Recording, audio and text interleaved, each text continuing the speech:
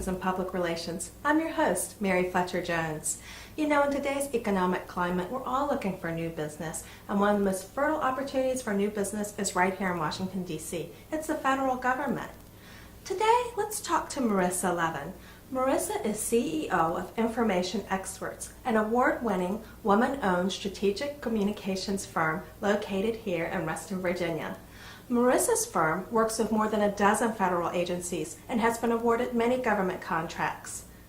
Marissa also is the DC Woman's entrepreneurship columnist for Examiner.com.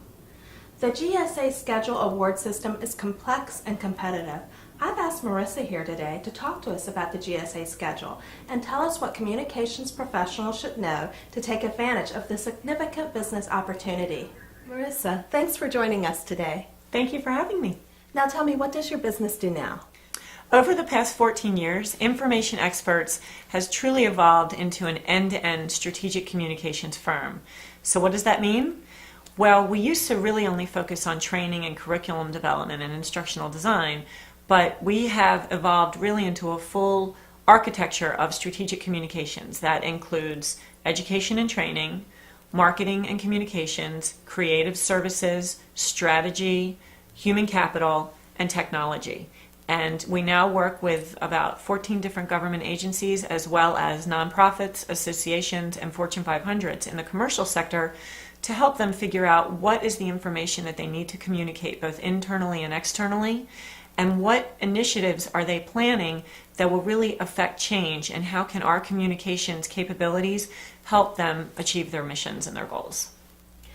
Okay, so you have many federal clients. Tell me more about, what you think communicators should know if they would like to also work with the federal government. You have any tips to share?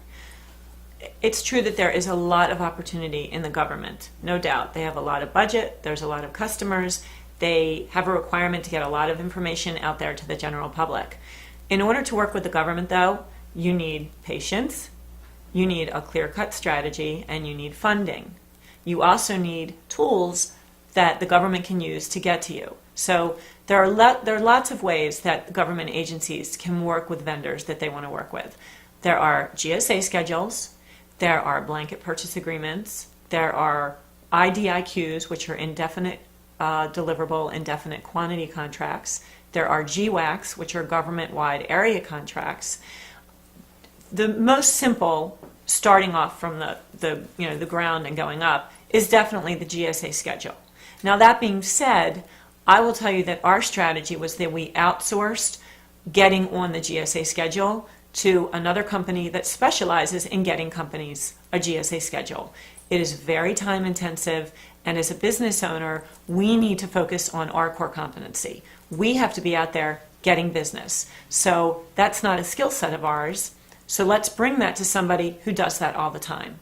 I found that to be a very good return on investment, a very good use of resources. It got us on the schedule a lot faster than we would have gotten on. So we do use our GSA schedules quite a bit.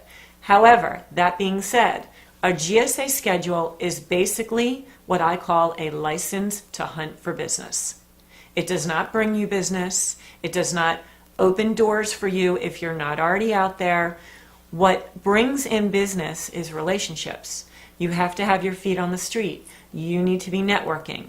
Every government agency has a small business, a small disadvantaged business office. It's called the OSDBU, the Office of Small and Disadvantaged Business Utilization Office. You, as the business owner, need to be out there formulating those relationships. People buy from people. They use GSA schedules to get to people, but ultimately people buy from people, and it really is all about relationships.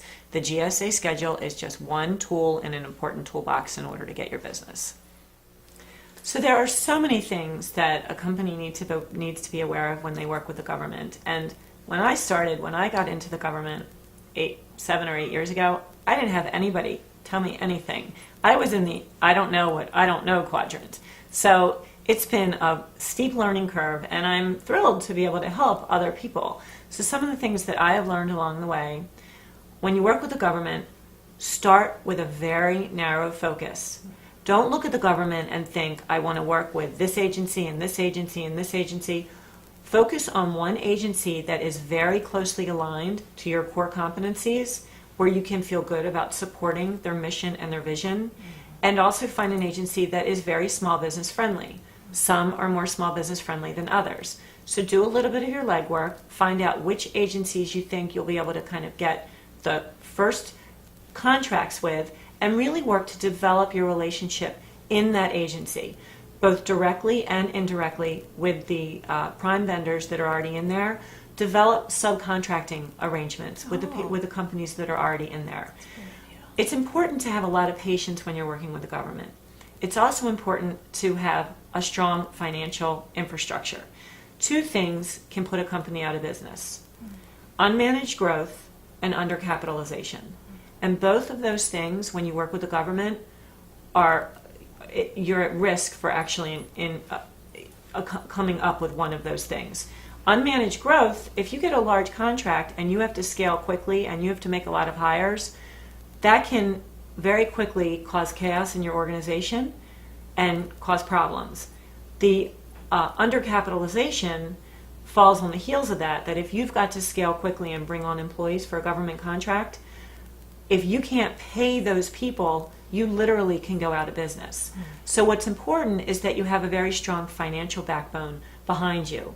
And the best time to look for a bank that believes in your business plan, that believes in your mission and vision, that can help you grow strategically, the best time to look for that banking relationship is when things are going well. I always say that a bank will lend you an umbrella when it's sunny. Yeah. So when you have profits, that is the time to go and evaluate banks. And what companies don't realize, what a lot of small business owners don't realize, is that they're interviewing the bank as much as the bank is interviewing them.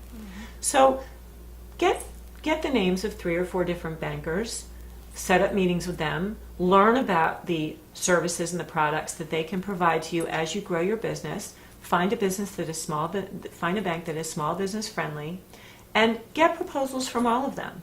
Because if you're showing a profit and you've got a compelling business plan, banks will want to work with you. And it's important to have those doors open, because every bank goes through peaks and valleys. Every business goes through peaks and valleys. Every business has dips. And we've had quarters where we're not profitable, and we need to tap into the lines of credit that our banks have provided us. So you need to set them up before you need them. The time to get them is not when you're in a panic mode. The time to get them is when you can think strategically. Marissa, that was fabulous advice. Thank you so much for being with us today. It's a pleasure. I really enjoy getting the message out, helping others, and we just have been through so much over the last 14 years growing our business, and I get a lot of pleasure out of making sure that other people can maybe learn from my mistakes, learn from my successes, and have a little bit of an easier road to travel than I've had. So, thank you.